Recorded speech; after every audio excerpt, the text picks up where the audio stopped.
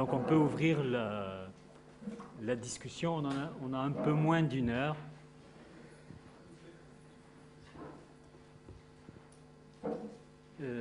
Bon, Dahou Djerbal d'abord, puis Madame. J'ai deux questions à poser, une pour Richard Ayoun et une autre pour Kalima Diresh. Pour Richard Ayoun, je crois que dans le tableau historique, vous avez tracé de la communauté israélite en Algérie. Il y a un petit, c'est normal avec le temps qui vous a été imparti, le problème des communautés judaïsées dans l'Atlas saharien, Touat El Gourara, dont certaines zaouïas conservent encore des manuscrits hébraïques. Donc, que sont-ils devenus? Comment vous les inscrivez dans la logique des intégrations, francisations ou permanence du caractère autochtone indigène? Deuxièmement, vous avez aussi passé très rapidement sur la remise en question du décret Crémieux en 1940, l'abrogation du décret Crémieux. En passant le Senatus Consul de 1865, on en avait déjà parlé une fois lors d'un colloque, entre 1865 et 1870, la date du décret Crémieux, le Senatus Consult avait ouvert la voie donc à la francisation. On a des chiffres qui ont été publiés à l'époque. Il y a eu moins de demandes de francisation par les Israélites algériens que par les musulmans algériens. Il y a des chiffres qui sont connus entre 1865 et 1870. Il y a à peu près 400, 450, je crois, ou 380 Israélites qui ont demandé à être français. C'est extrêmement important pour savoir que le décret Crémieux a constitué une rupture par rapport à la volonté de rester algérien d'une partie de la communauté israélite. Pour terminer, il y a la question à Madame Diresh. C'est le problème de deux trajectoires assez différentes de Kabyles évangélisés ou christianisés. Par exemple, les Ould Daoudia d'un côté et Ismaïl Mahrouk de l'autre. L'un qui devient délégué élu dans les assemblées françaises et qui est maintenant, dont les enfants sont français, et l'autre, Ismaïl Mahrouk, qui est devenu ministre d'un gouvernement algérien. Donc, que vous précisiez ces trajectoires. Merci. Bien, on continue les questions. Je ferai. On répond. Je pense qu'on prend les questions. Je ferai une simple petite remarque au sujet du décret Crémieux. Dans sa grande générosité, le décret Crémieux a posé une condition, à prouver que l'on était bien issu d'une famille juive qui vivait en Algérie avant 1830, ce qui a exclu de manière définitive les Juifs venus du Maroc. Madame.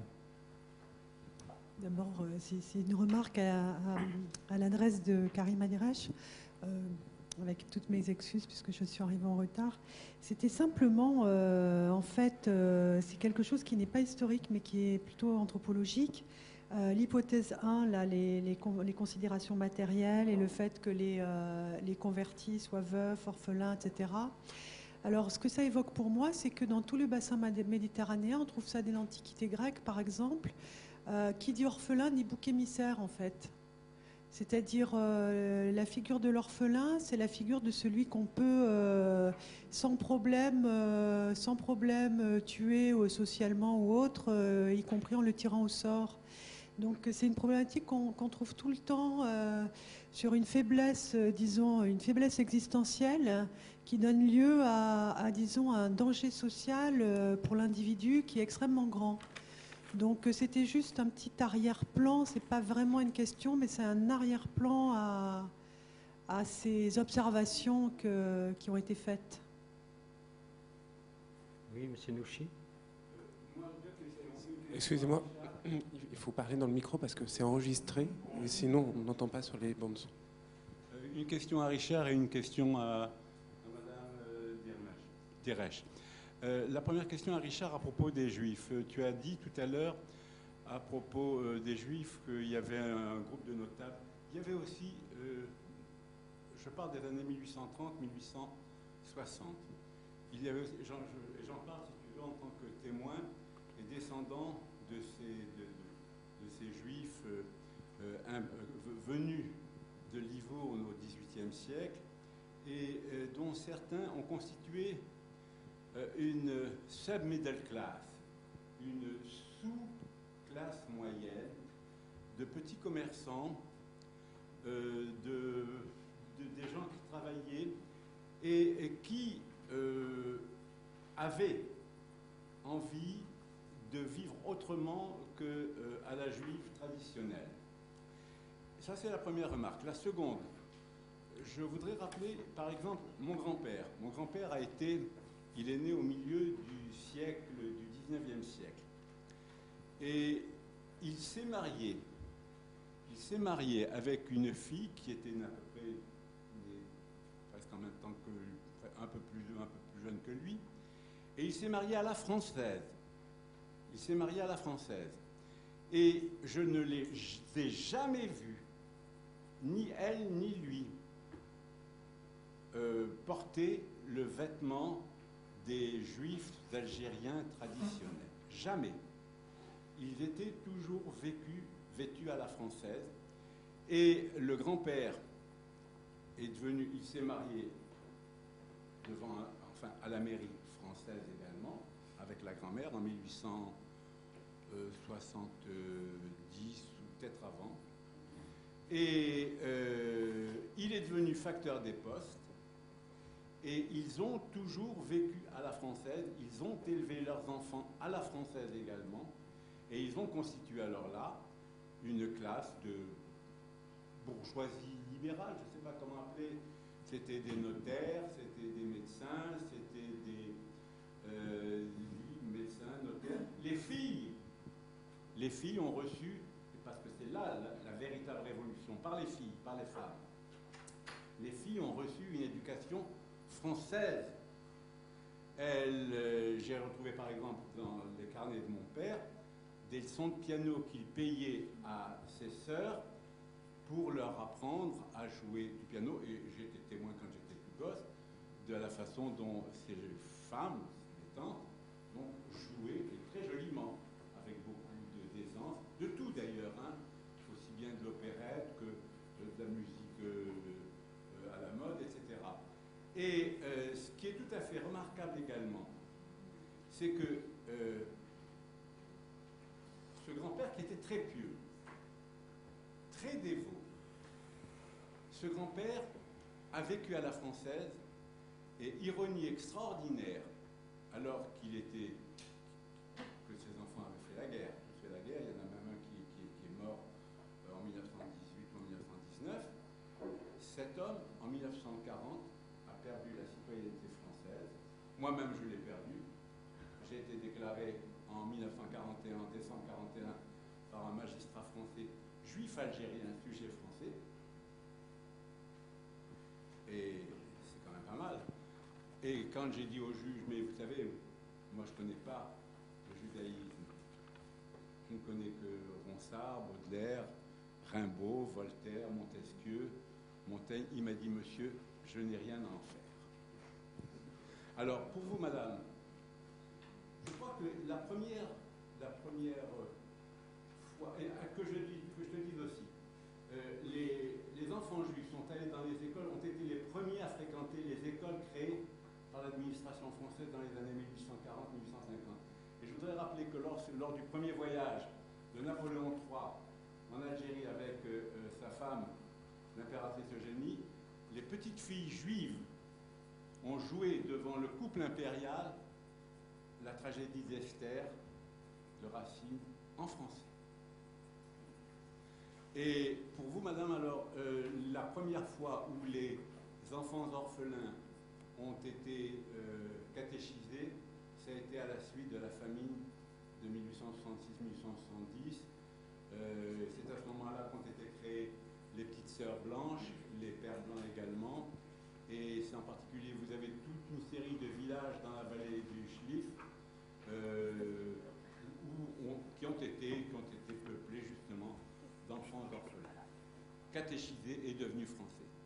Et je renvoie pour tout ça à tout ce qu'on dit, Fatma Amrouche et aussi Jean Mouhoub. Jean Mouhoub Amrouche. Merci. Bien, je donne... pardon, parce que Richard a peur d'oublier. Les questions. Les questions. Il me demande... ensuite, on reprend. Non, parce que Alzheimer et... Oh, quand même. Ah bon? Ah d'accord. Ah, vas-y. C'est ça, Alzheimer. C'est ça, donc Alzheimer, c'est ça. Bien. Donc, en ce qui concerne les convertis évoqués par notre collègue, alors, certains de ces convertis qui sont venus en France, certains reviennent au judaïsme et on les retrouve dans les demandes de conversion au sein du consistoire. En ce qui concerne le décret Crémieux, en ce qui concerne le Senatus Consul de 1865, le Senatus Consul de 1865, en fait, ça touche exactement 252 juifs qui sont devenus français. Alors pourquoi il y a moins de juifs qui deviennent français que des musulmans? C'est une question de démographie. C'est-à-dire qu'il y a moins de juifs que de musulmans. Mais il y a eu, je crois, environ près de 1000 musulmans qui sont devenus citoyens français. Mais attention, le but de la France, c'était que deviennent français les notables, les grands personnages.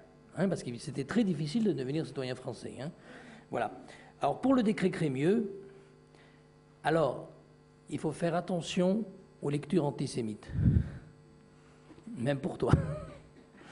Parce que, si tu veux, en fait, les musulmans ont fait des déclarations, mais ça j'ai trouvé ça dans les archives plus ou moins secrètes, où ils disent « le décret Crémieux, c'est pas notre problème, c'est le problème des Juifs ». C'est-à-dire que la rupture, les gens qui vivaient, qui avaient l'habitude de vivre entre eux, il n'y a pas eu de problème. Ils continuent à vivre.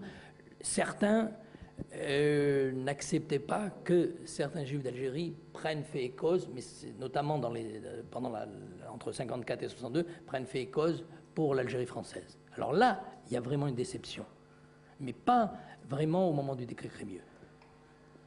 Voilà. Alors, autre question. Je crois que j'ai répondu à tout. Bien. Alors pour M. Nouchi. Alors pour les Livournais. Alors pour les Livournais, alors j'ai trouvé dans les archives à Livourne, en fait, certains juifs qui se disent Livournais, en fait, sont d'anciens juifs nord-africains. Et je vais vous donner un exemple. Par exemple, les gens qui s'appelaient Tayeb, ça veut dire bien. Eh bien, ils viennent à Alger, ils vont s'appeler Bueno. Pour ne plus pour être opéré en étant indigène. Mais en Bueno, ça donne une aristocratie de s'appeler Bueno. Et ça, c'est pour ça que, en fait, d'anciens Livournais sont en fait des juifs nord-africains. Et même les Bouchna ou... Alors, ce qu'il faut dire aussi pour les Livournais, c'est après, en ce qui concerne l'Algérie, c'est différent de la Tunisie. En ce qui concerne l'Algérie, après 3 générations, ils se sont mélangés. Je veux dire, il n'y a que quelques familles à Alger où on arrive encore à savoir qui se disent, je dis bien, qui se disent d'origine livournaise. Pourquoi Livournais? Parce qu'on était de statut toscan, c'est-à-dire on n'avait rien à voir avec le dé d'Alger. Quand on était de statut toscan, on dépendait de l'autorité, des autorités européennes, quoi, plus ou moins. On était protégés, c'est ça, on était protégés. Alors, en ce qui concerne tous les autres témoignages, ben moi j'apprends toujours de toi. Et j'espère apprendre le plus longtemps possible. Inch'Allah, comme on dit chez nous. Il y a une circulaire du gouverneur général Chanzy qui interdisait, qui n'a jamais été diffusée, j'ai trouvé dans les archives de Constantine, une circulaire du gouverneur général Chanzy qui interdisait que les juifs puissent concourir pour acheter, pour avoir les terres, les domaines de l'État comme colons, comme propriétaires fonciers. Jamais. On leur a interdit. Bien. Parce que sinon, on ne va pas s'arrêter. Même moi, j'ai envie de parler. Je préfère quand même laisser la parole à la dame Oui, pour répondre à la question d'Ahou Djerbel, bien sûr, il y a on connaît des familles connues, les Oldawoudia, mais c'est les Oldiaoui, les Oumedjkan, les Hazem, les Santar, etc. Et ce qui est intéressant, aussi bien pour la famille Mahrouk que la famille Oldawoudia, c'est qu'ils ont bénéficié de ce dispositif missionnaire ultra performant, notamment en ce qui concerne l'enseignement, pour bénéficier d'une promotion sociale et professionnelle absolument spectaculaire. C'est-à-dire ces gens qui ont été les marginaux, la marge de la marge, recueillis, nourris, soignés, ont très très vite donc bénéficié d'un enseignement de la part des missionnaires, ont passé des examens, enfin bon, ont été alphabétisés, scolarisés, parfois à un niveau assez intéressant, et donc ont été aussi déconnectés, je dirais, par rapport à la société, le contexte local dans lequel ils étaient. Donc ça, c'est une chose. Il est vrai aussi que Mahrouk est très connu parce qu'il a été ministre des Finances sous Boumedienne. Enfin, c'est un personnage... comment je dirais, son christianisme était connu, sa religion. Je ne sais pas s'il a été naturalisé, si sa famille auparavant avait été naturalisée. Ce serait intéressant de savoir comment le gouvernement boumedienne aurait pu gérer un paradoxe extraordinaire d'un ministre d'État chrétien et en même temps franco-algérien. Je ne sais pas, je ne connais pas, parce que la seule chose qui manque justement dans les archives, c'est qu'on n'a pas systématiquement la mention naturalisée à côté des archives. Ça, on peut l'obtenir autrement, de toute façon. Donc, ce qui est intéressant aussi bien de la part des Oldawoudia que de la famille Mahrouk que d'autres, c'est que quand on fait des récits de vie, tout le monde dit « mais nous, on n'avait pas envie de partir ». Moi, j'ai des tas d'entretiens comme ça qui disent on est resté jusqu'en 68, jusqu'en 70. Puis après, on est parti parce que notre place n'était pas là. Notre place n'était pas là, on ne se reconnaissait pas dans ce pays, on ne se reconnaissait pas dans cette identité nationale qu'on nous imposait, etc. Voilà. Et c'est aussi intéressant de dire, mais surtout, quand on est arrivé en France, la première chose qu'on disait, on n'est surtout pas des pieds noirs.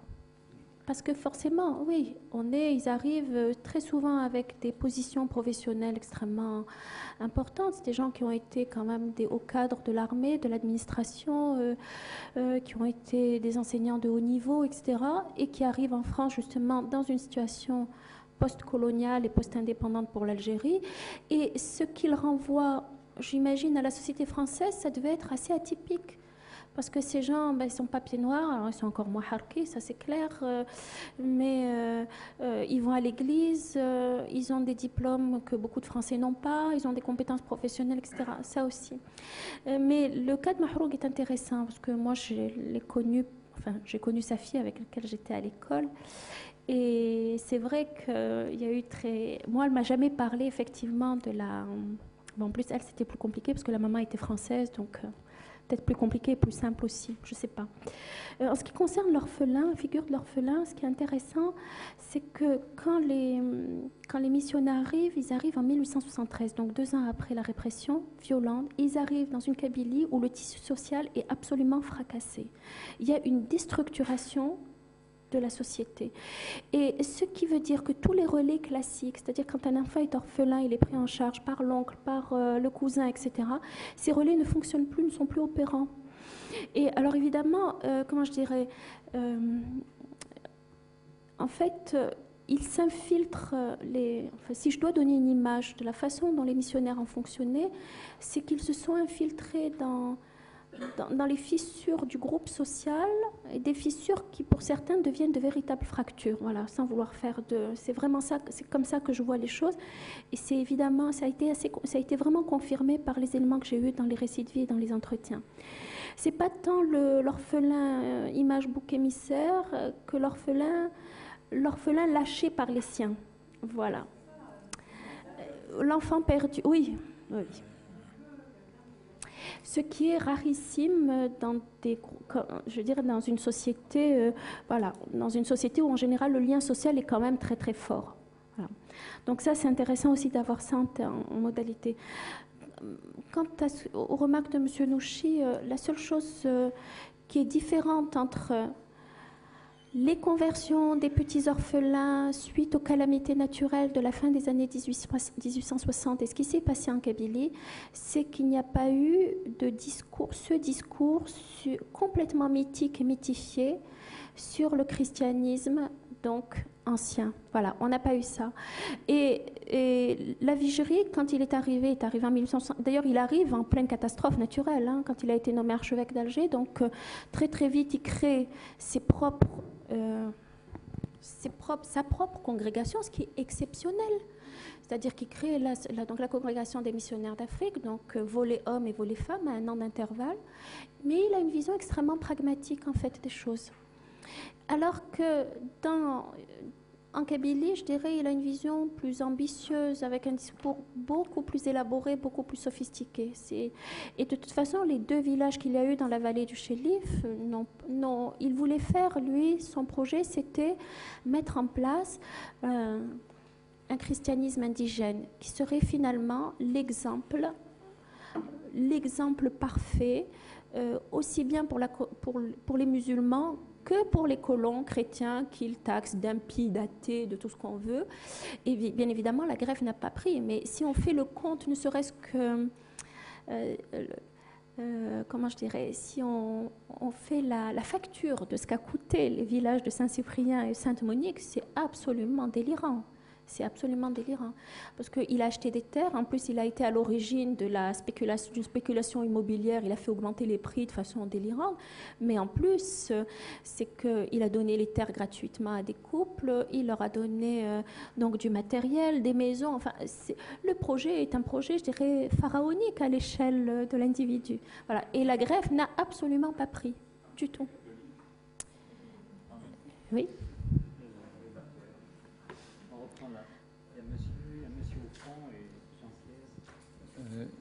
Oui, c'est une toute petite question qui s'adresse aussi bien à M. Aoun qu'à Mme Tirel-Slimani, parce que vous avez évoqué à un moment le fait qu'il y avait un double rapport entre le christianisme et la colonisation, c'est-à-dire est-ce qu'il n'y avait pas une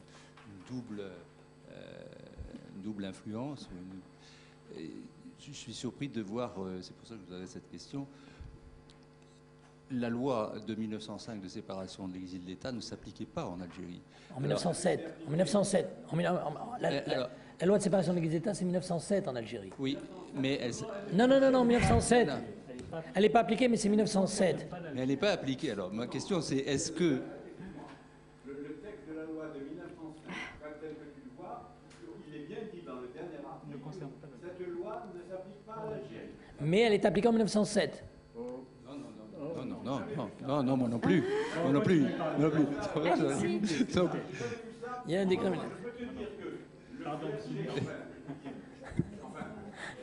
Pardon. Les imams, j'en avais fait l'étude à Alger il y a 25 ans, les mouftis, les imams, etc., sont tous fonctionnaires d'État. Même. Et ils sont nommés, après un filtrage très soigneux de leur idéologie, de leurs appartenances. On laisse terminer quand même. Exactement comme les Khalid, comme les Arabes, les Bachara, etc.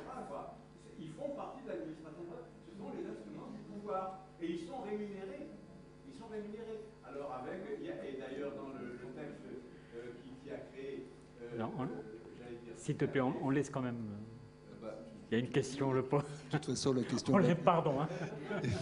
La question va de soi, c'est est-ce que le fait que la loi de séparation n'est pas appliquée, est-ce que ça a une incidence sur vos travaux, sur la manière dont vous pouvez analyser les comportements religieux et les statuts et les stratégies, comme vous avez cité, que ce soit pour les juifs ou pour les chrétiens kabyles.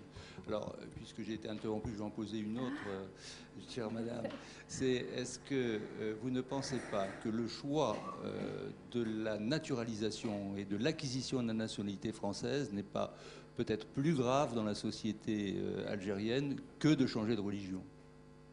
Parce que cette quasi-interdiction ou ce fait de rendre l'acquisition de la nationalité française tabou, y compris après l'indépendance. Rappelez-vous qu'actuellement, que c'était un tabou qui a été maintenant assez transgressé, mais que pendant un certain temps, ça a été un interdit très fort.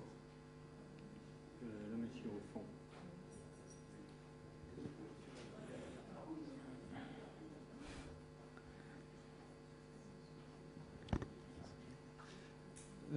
Deux questions, une à M. Ayouni et la deuxième à Mme Diresh. C'est à propos, on a entendu avec tous les éclaircissements de M. Nouchi à propos de la francisation des Juifs d'Algérie.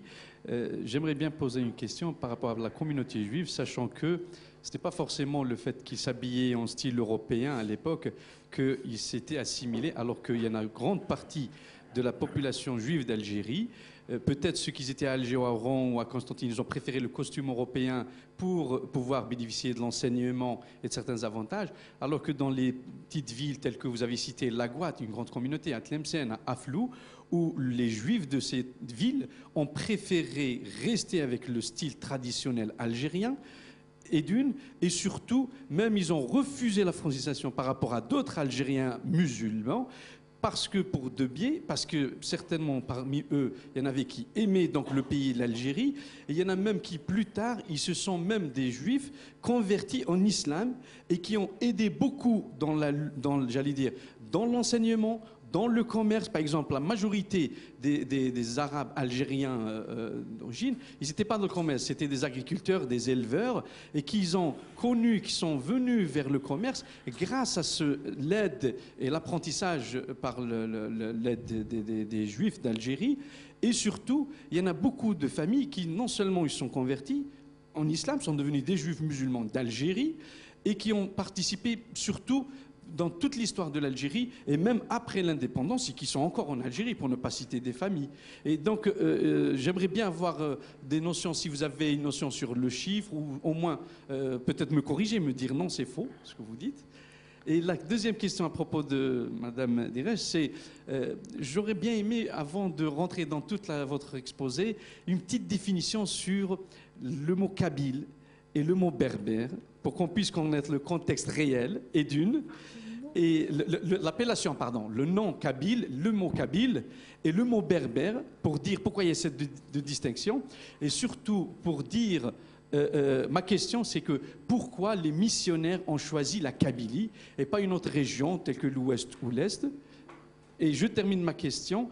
Est-ce que le fait, on a compris qu'il y en avait beaucoup qui sont convertis par le besoin, la famine ou la pauvreté ou l'orphelinat, et est-ce que cela a été d'un effet positif ou négatif par rapport à parce qu'on veut parler carrément, moi ce que j'ai compris de ces exposés, c'est quel est l'apport de l'émancipation, de la civilisation, de la colonisation par rapport à la population algérienne. Merci.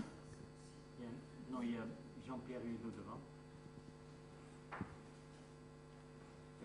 Deux personnes.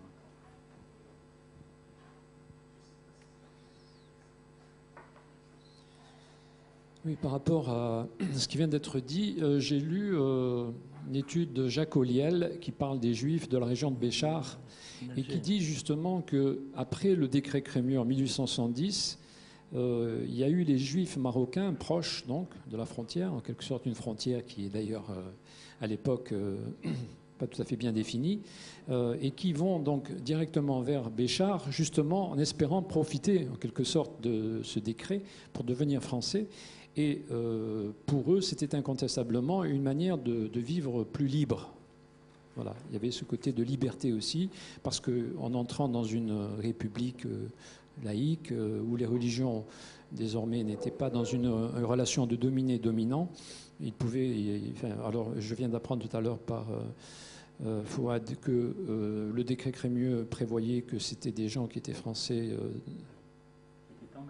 qui étaient en Algérie, voilà. Alors là, je ne sais pas. Enfin, d'accord.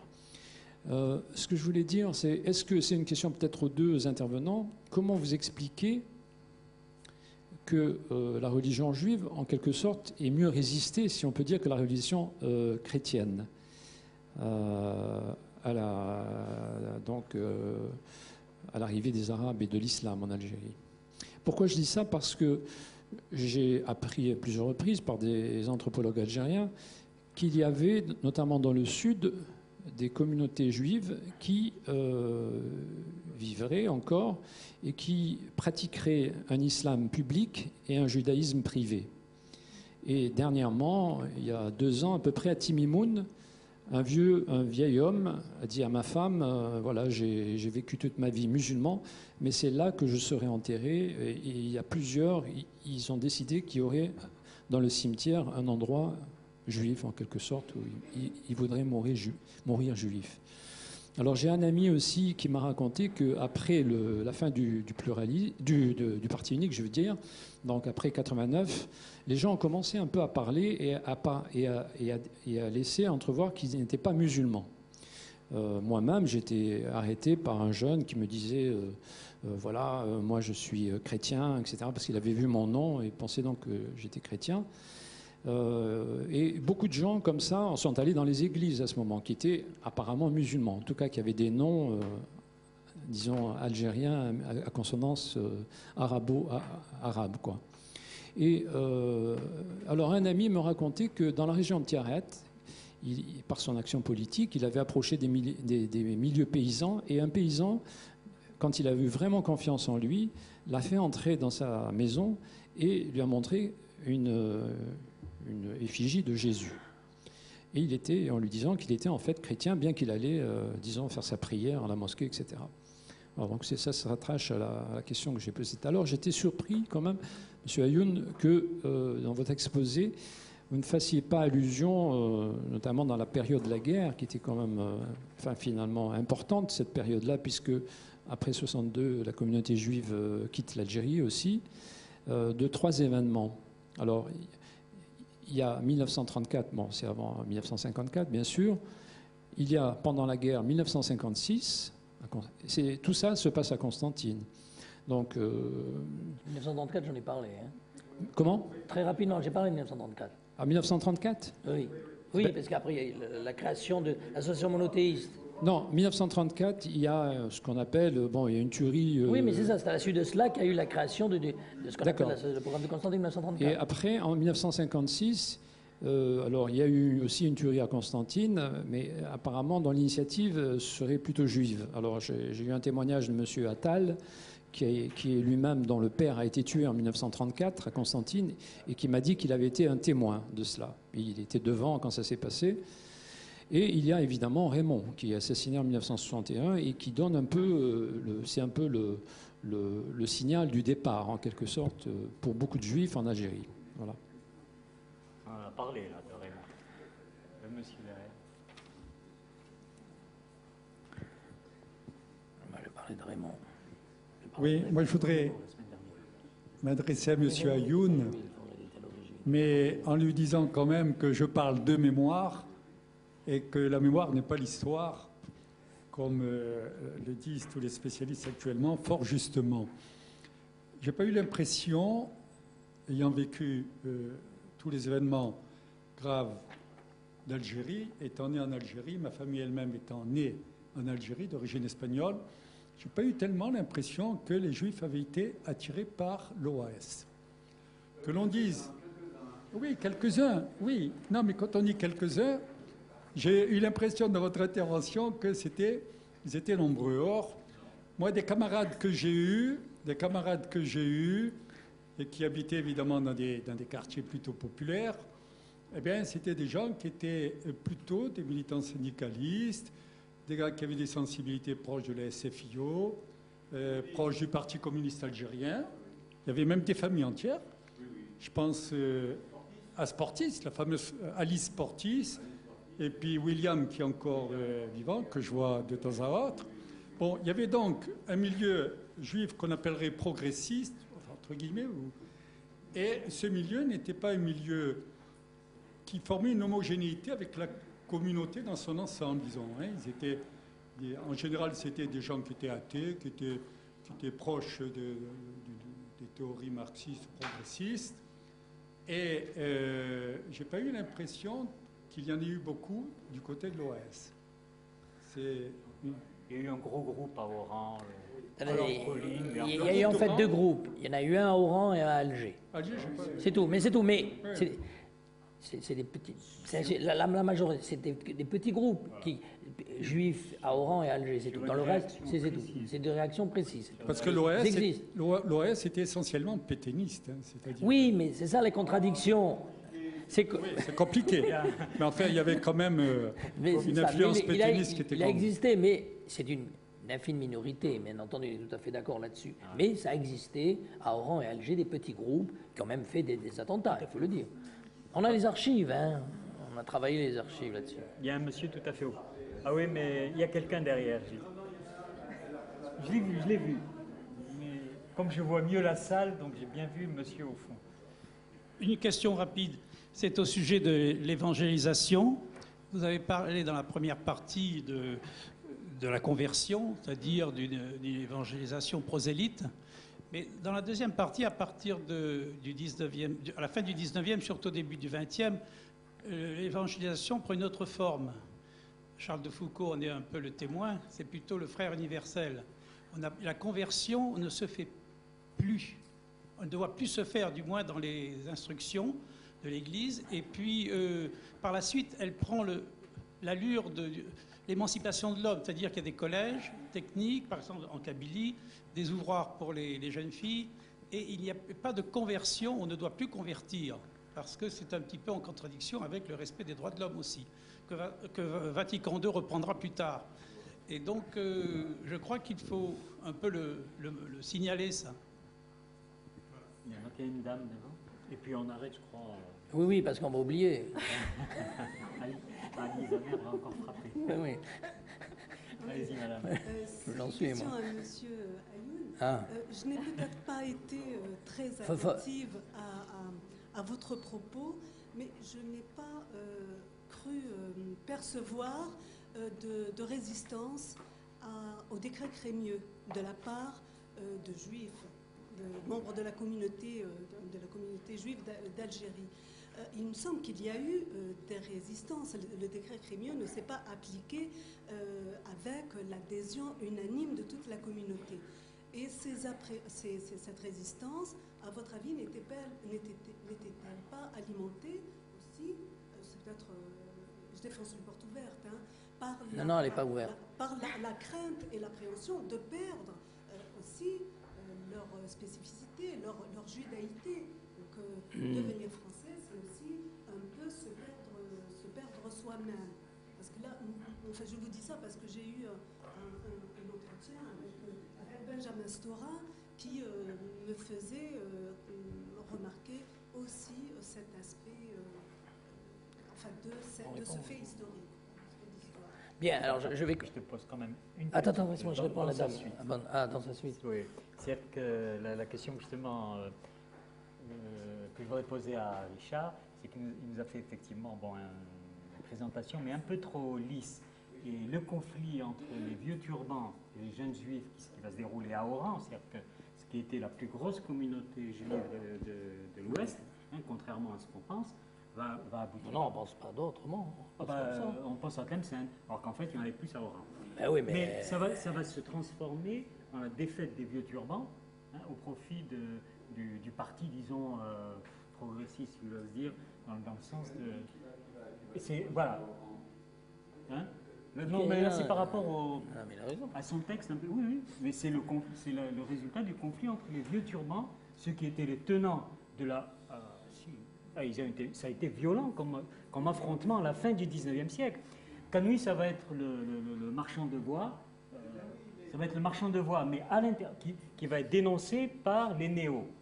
Les néo-naturalistes. Précise exactement ce que tu veux dire. C'est que ce que j'aurais souhaité, c'est que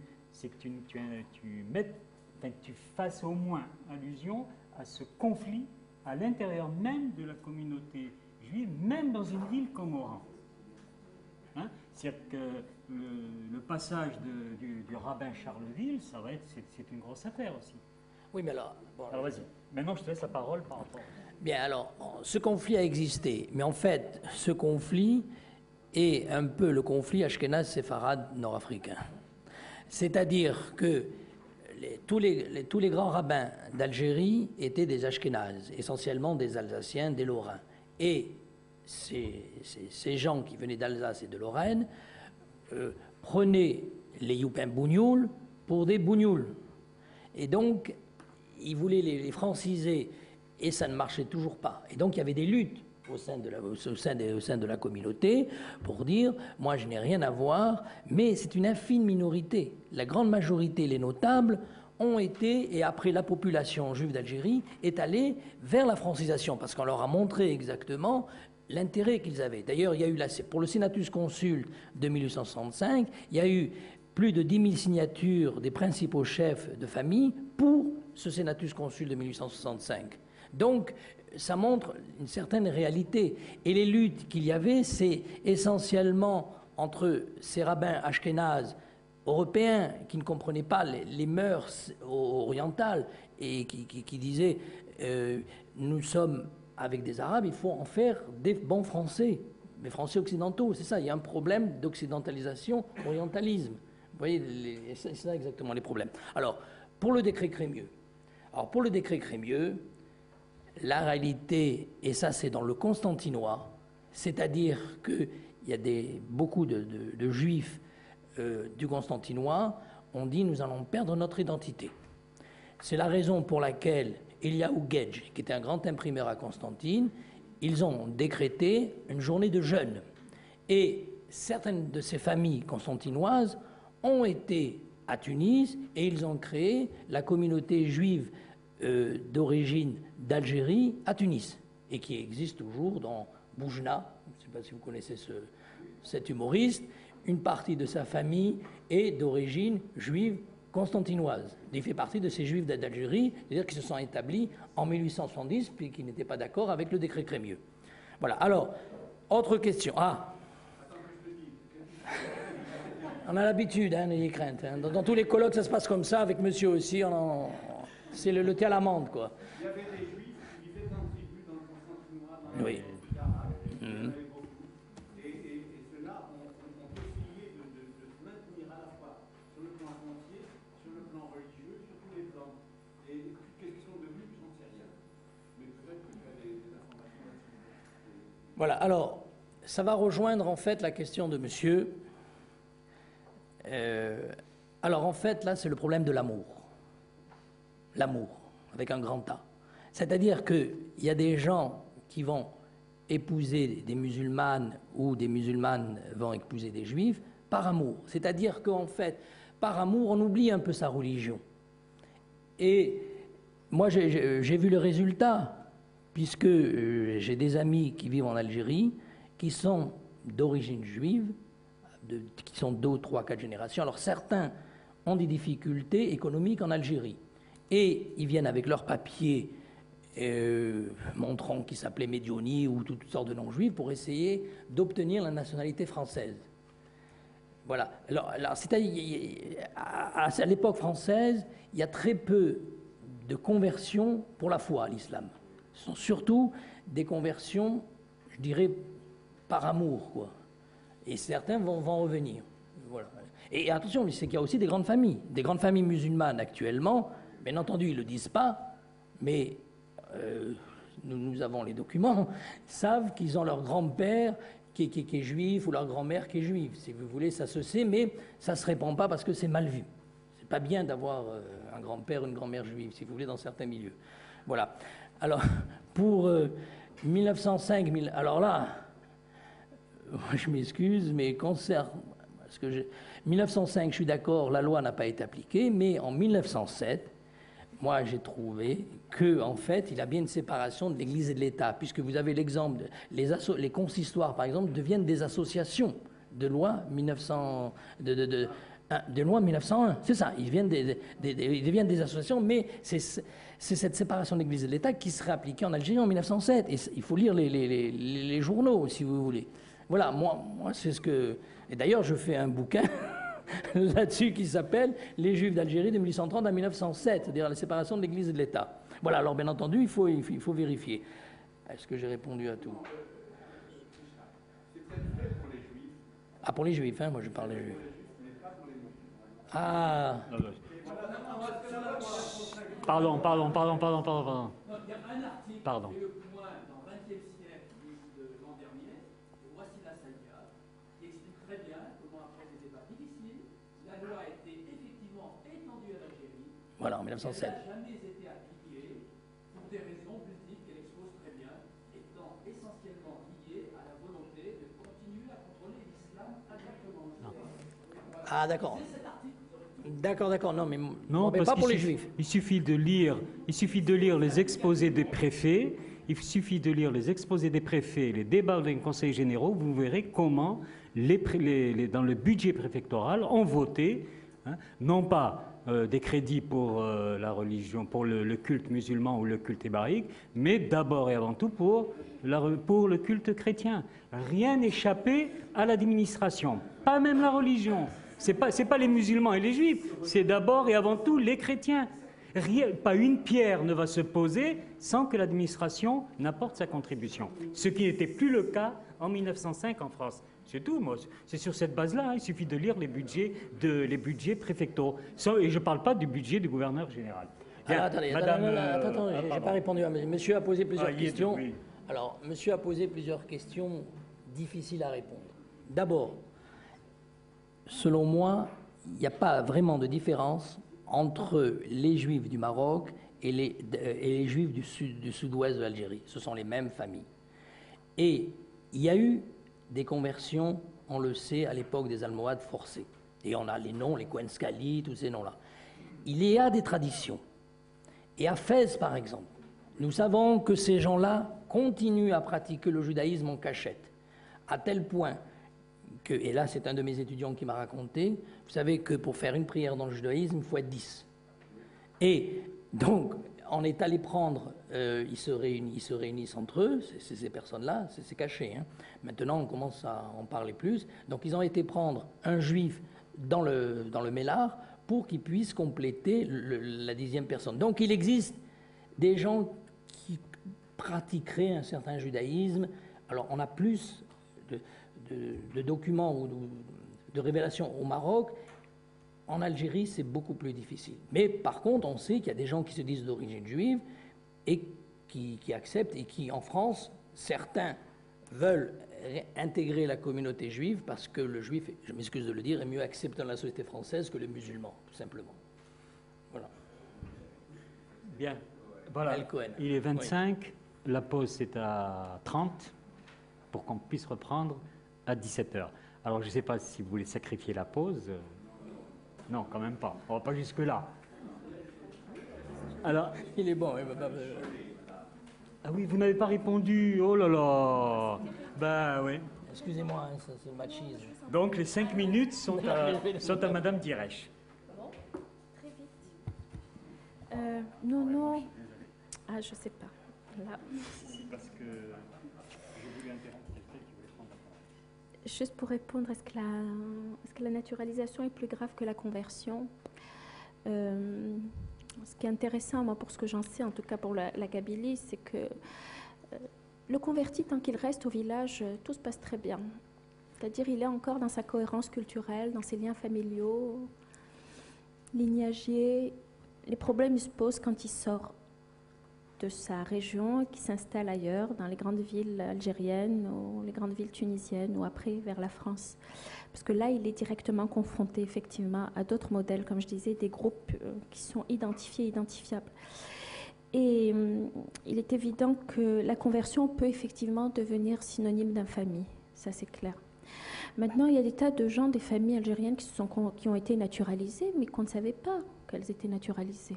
On ne l'a su que beaucoup plus tard. On savait après, notamment à la fin des années 80, début 90, que hop, ils ont des papiers français, etc. Ben, voilà. Donc, la naturalisation est plus facile à cacher que la conversion, on va dire ça. D'autant plus que les convertis, quand ils se retrouvent à l'extérieur de leur milieu d'origine, finalement, c'est le prisme religieux qui va être définitoire dans leur identité. Et du coup, il y a une surenchère dans la pratique religieuse, quitte à friser la bigoterie, je dirais. Donc on va à l'église, on fait les signes de croix, on en fait des tonnes, voilà, pour s'affirmer là-dedans. Juste pour dire que si on prend l'exemple tunisien et qu'on voit justement les quelques dizaines de naturalisations qu'il y a eu de Tunisiens à la citoyenneté française, là, ça s'est très, très mal passé. Et là, effectivement, ça a été infamant parce que c'est allé très loin jusqu'au moment ou quand certains naturalisés tunisiens sont morts, on a refusé de les enterrer. Ça a été très très grave dans les années 30, là, vraiment. Très vite, pour berbère kabyle, juste pour dire que berbère c'est un terme générique pour désigner les populations dites autochtones du nord de l'Afrique qui remontent à la proto-histoire, et kabyle c'est une spécificité régionale du nord de l'Algérie, donc des berbères, donc ça je vous apprends rien. Pourquoi la Kabylie? Tout simplement, je pense qu'au-delà de tout ce discours, je dirais, du mythe kabyle, je pense que la Kabylie a vraiment été, pendant la colonisation, je dirais un terrain d'expérimentation.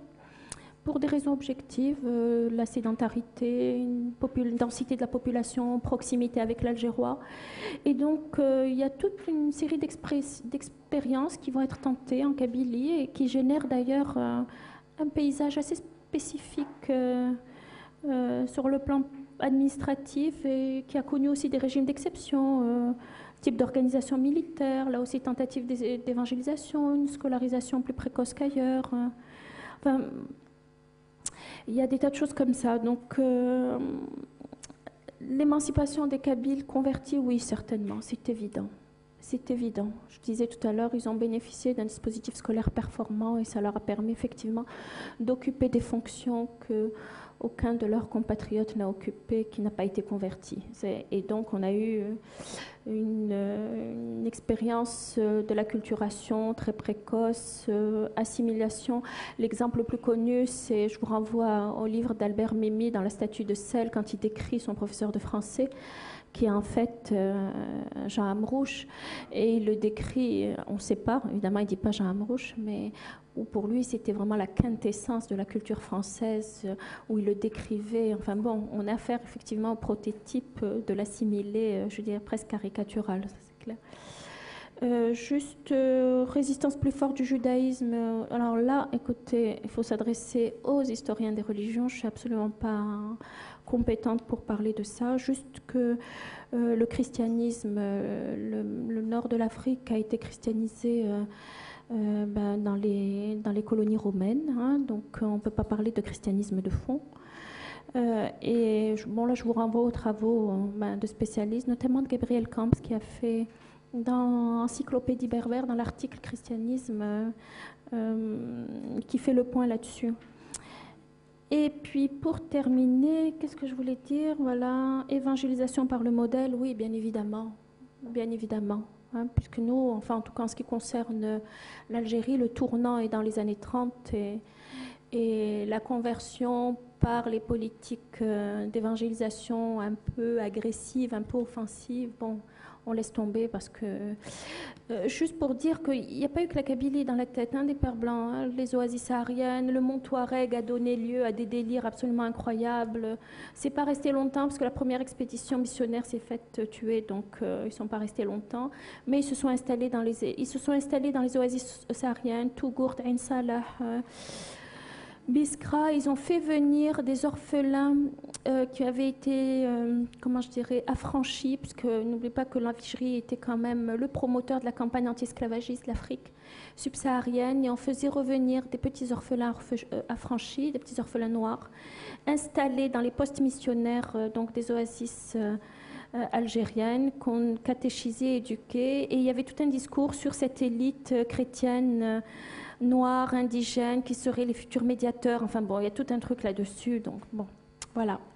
Merci. Bien. Et ben alors,